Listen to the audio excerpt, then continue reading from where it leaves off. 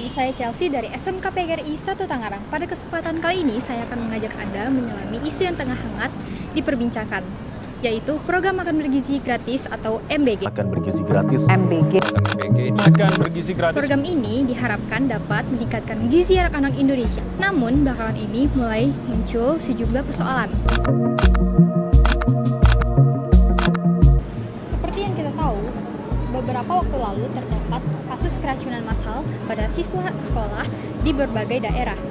Menurut data dari JPPI, terdapat 6.452 korban sejak 21 September 2025. Dan data dari BPOM, Kemenkes, dan BGN tercatat ada lebih dari 5.000 korban keracunan. Hal ini menimbulkan kekhawatiran masyarakat Indonesia. Selain itu, muncul isu mengenai try impor yang dipertanyakan kehalalannya. Hasil uji laboratorium menemukan adanya bakteri penyebab keracunan. Salah satunya salmonella yang disebabkan karena kurangnya higienitas. Di sisi lain, lembaga pemeriksa halal menyoroti penggunaan pelumas pada try impor yang dianggap titik kritis kehalalan. Fakta ini menimbulkan keresahan baik dari segi kesehatan maupun keyakinan masyarakat.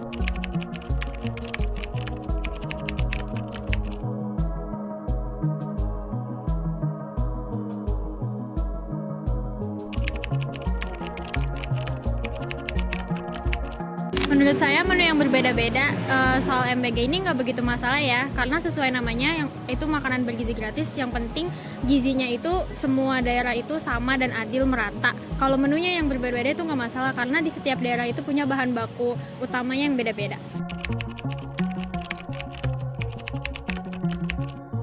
Saya menu yang tepat buat MBG itu yang mengandung 4 sehat 5 sempurna, terus diolah dengan baik sama higienis lah.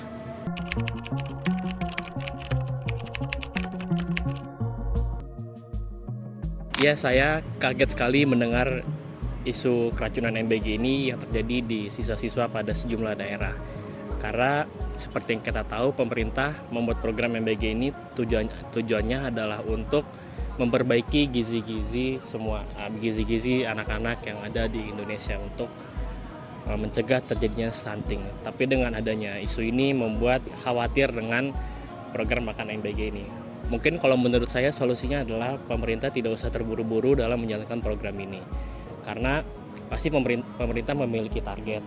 Dan kalau menurut saya program ini tidak usah dijalankan buru-buru hanya untuk memenuhi target. Jadi dijalankan pelan-pelan saja, tapi yang penting tuh benar gitu. Keracunan massal menimbulkan kepanikan di kalangan orang tua. Ratusan siswa juga harus mendapatkan perawatan medis.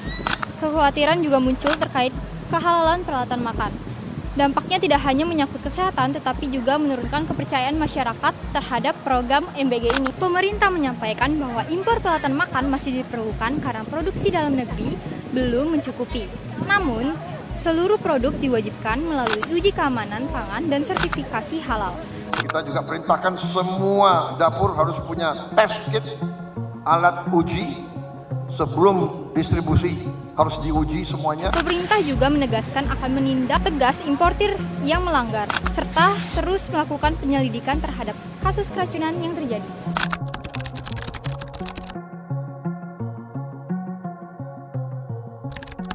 Masyarakat berharap peralatan makan yang digunakan aman, halal, dan berkualitas.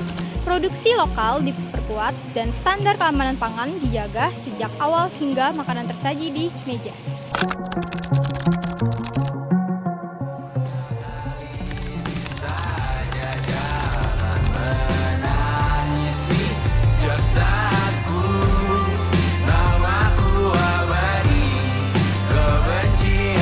Gizi gratis atau MBG yang diluncurkan telah memberikan dampak positif yang luas. Tidak hanya dari segi kesehatan siswa-siswi, tetapi juga dalam membentuk karakter dan kebiasaan. Makasih ya Pak Prabowo. Makan gratisnya enak dan bergizi. Terima kasih Pak Prabowo.